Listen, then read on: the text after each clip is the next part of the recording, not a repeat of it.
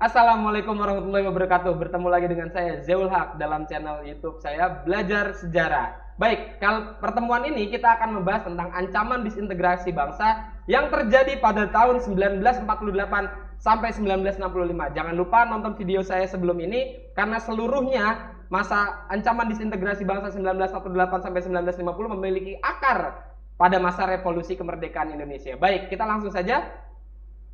Yang pertama adalah sebelum kita memasuki pelajaran materinya, kita bahas dulu tentang tujuan pembelajaran kita. Ya, tujuan pembelajaran kita yang pertama adalah memahami. Jadi kita sama-sama memahami tentang latar belakang dari terjadinya berbagai ancaman disintegrasi bangsa pada tahun 1948 sampai 1965. Yang kedua adalah kita mampu untuk mengenal berbagai tokoh-tokoh yang terlibat dalam berbagai upaya maupun yang melakukan ancaman disintegrasi bangsa tahun 1948 sampai 1965.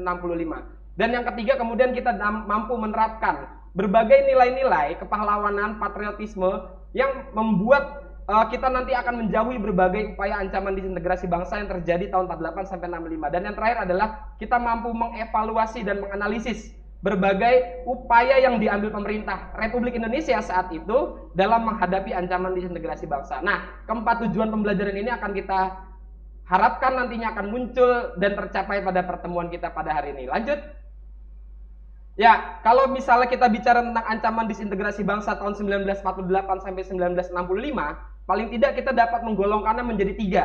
Yang pertama adalah karena disebabkan adanya perbedaan ideologi.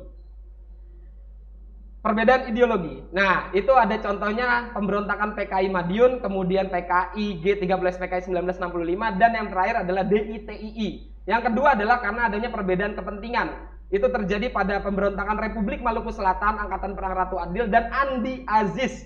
Yang ketiga adalah perbedaan sistem pemerintahan, yaitu PRRI dan Permesta. PRRI itu adalah Pemerintahan Revolusioner Republik Indonesia. Lanjut. Nah, sebelum kita masuk ke dalam materi pemberontakan 48 sampai 65, kita tahu dulu nih urutan-urutan secara diakronis dari pemberontakan-pemberontakan tersebut. Yang pertama kita bisa lihat adalah pada September 1948 terjadi pemberontakan PKI Madiun. Nah, selanjutnya dilanjutkan pada tahun 1949 ada pemberontakan DITII, proklamasi DITII oleh Kartosuwiryo. Selanjutnya adalah Januari 1950 ada pemberontakan Angkatan Perang Ratu Adil. Kemudian dilanjutkan lagi dengan adanya pemberontakan Andi Aziz di Sulawesi Selatan, dan dilanjutkan lagi dengan pemberontakan Republik Maluku Selatan tahun 1950 bulan April. Dan kemudian dilanjutkan lagi nanti ada 1957 bulan Maret dan juga tahun 1958 diproklamirkannya PRRI Permesta. Dan yang terakhir ada September 1965, yaitu meletusnya pemberontakan G30 SPKI. Jadi kita tahu urutan-urutannya dari yang paling awal kemudian sampai yang paling akhir dan terbaru tahun 65. Lanjut. Nah, kalau kita bicara pada pertemuan hari ini, kita hanya batasi pada pemberontakan PKI Madiun tahun 1948. Bagaimana latar belakangnya? Kita simak. Yang pertama, kalian pasti masih tahu nih Amir Syarifuddin, Perdana Menteri RI kedua pada saat itu. Setelah perjanjian Renville, dia dijatuhkan karena mendapatkan mosi tidak percaya di parlemen. Setelah dia dijatuhkan dari jabatan Perdana Menteri, kemudian dia pada Februari 1948 mendirikan yang namanya Front Demokrasi Rakyat. Isinya adalah kumpulan dari golongan-golongan kiri yang kemudian berdiri menuntut menjadi oposisi dari kabinet Muhammad Hatta. Nah, FDR ini nanti akan menjadi inti dari pemberontakan PKI Madiun 1948. Plus, apa saja sih FDR itu? Kita coba lihat FDR. Nah, isi dari FDR itu banyak beberapa partai politik dan juga ormas-ormas ya. Salah satunya ada Pesindo, ada PSI, kemudian Partai Buruh Indonesia, dan SOPSI. Kesemuanya itu kemudian berkumpul di bawah pimpinan PKI, mendirikan sebuah front ya, namanya Front Demokrasi Rakyat. Plus, ada juga kepulangan dari tokoh dari gembongnya PKI. Pada Agustus 1948, seseorang bernama Musso yang terlibat juga dalam pemberontakan PKI tahun 1926, dia kemudian pulang kembali ke tanah air, ke Indonesia, dan mengkoreksi ya pemerintahan Muhammad Hatta dan juga kepemimpinan dari Soekarno. Musso ini bersama Amir Syarifuddin menjadi tokoh utama dalam pemberontakan PKI Madiun 1948. Kita lanjut. Kemudian kalau bicara kronologi pemberontakan, kita pertama bulan Februari 1948 FDR didirikan.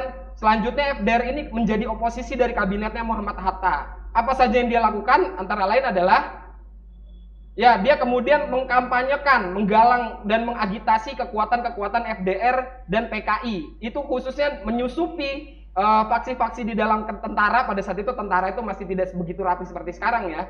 Dan kemudian memasukkan kader-kadernya di berbagai lini-lini pemerintahan RI maupun TNI. Lanjut. Nah, akhirnya pada Mei sampai Juli 1948 ya ada demonstrasi dan pemogokan besar-besaran di Solo yang didalangi oleh DRPKI, khususnya pemogokan pabrik karung goni Delanggu. Ini menjadi peristiwa nasional ya pada saat itu. Setelah itu, mulai dari bulan Juli, Agustus, terjadilah yang namanya huru-hara. Huru-hara. Ya, Agustus 1948 terjadi huru-hara di Solo oleh berbagai kesatuan militer. Pada saat itu kekacauan terjadi khususnya di antara kesatuan militer. Karena satu kesatuan militer dengan militer yang lain seringkali terlibat selisih paham, apalagi digerus oleh perbedaan ideologi pada saat itu. Nah, baru pada September 1948 merasa sudah kuat, FDR PKI kemudian mencetuskan yang namanya Republik Indonesia Soviet. Nah, pada saat inilah kemudian kota Madiun itu diduduki oleh PKI, sekaligus merasa dirinya sudah kuat dan memproklamirkan yang namanya Negara Indonesia Soviet, tepat beberapa bulan sebelum agresi militer Belanda kedua. Apa yang kemudian diambil alih oleh pemerintah RI adalah penumpasan gerakan pemberontakan melalui jalan militer. Ya, lanjut. Nah, sekitar tanggal 21 September 1948, penumpasan pemberontakan PKI Madiun dilakukan secara militer. Ini kronologinya secara umum dari pemberontakan PKI Madiun 1948. Kita lanjut. Nah, pemberontakan PKI Madiun itu harus dipahami merupakan pemberontakan yang dilakukan oleh para politikus yang berideologi komunis dan juga satuan-satuan tentara yang berafiliasi dengan partai komunis tersebut. Kita tahu satuan tentara pada saat itu sangat banyak. Tidak hanya TNI secara utuh, manunggal, tidak. Tapi banyak faksi-faksi dalam tentara, khususnya laskar-laskar yang pada saat itu sedang direorganisasi dan rasionalisasi. Nah, jalan militer antara lain adalah yang diambil alih oleh pemerintah RI, antara lain. Nah, Panglima Besar Jenderal Sudirman kemudian memerintahkan beberapa perangkat dalam Tentara Nasional Indonesia, antara lain Kolonel Gatot Subroto. Kolonel Gatot Subroto sebagai Panglima Dewan Militer Daerah kedua. Pada saat itu kemudian dari Yogyakarta mengepung ke arah Madiun, kemudian dari Jawa Timur ada Kolonel Sungkono yang kemudian ditambah dan dibantu oleh adanya Divisi Siliwangi yang dipimpin oleh Abdul Haris Nasution, yang pada saat itu Divisi Siliwangi sedang melakukan hijrah. Hijrah dalam artian karena wilayah Jawa Barat bukan lagi milik RI, maka Divisi Siliwangi yang berada di Jawa Barat harus masuk ke dalam wilayah RI dan kemudian berkumpul semuanya di dalam Yogyakarta.